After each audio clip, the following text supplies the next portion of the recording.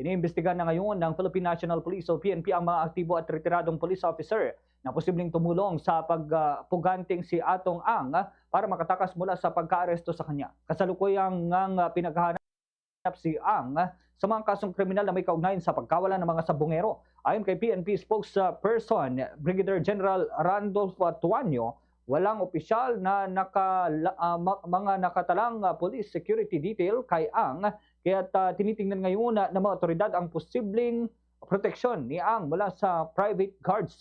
Kabilang sa mga tinitingnan pa ng Criminal Investigation and Detection Group na posibleng tumulong kay Ang ay ang mga seasoned police officers.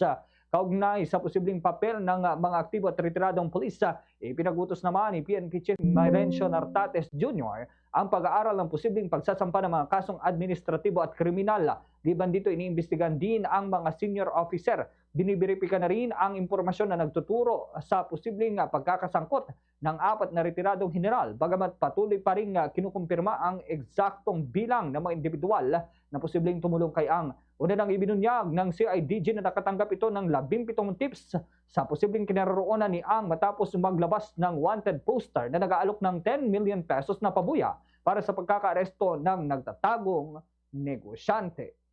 Fast sa radyo Bombo!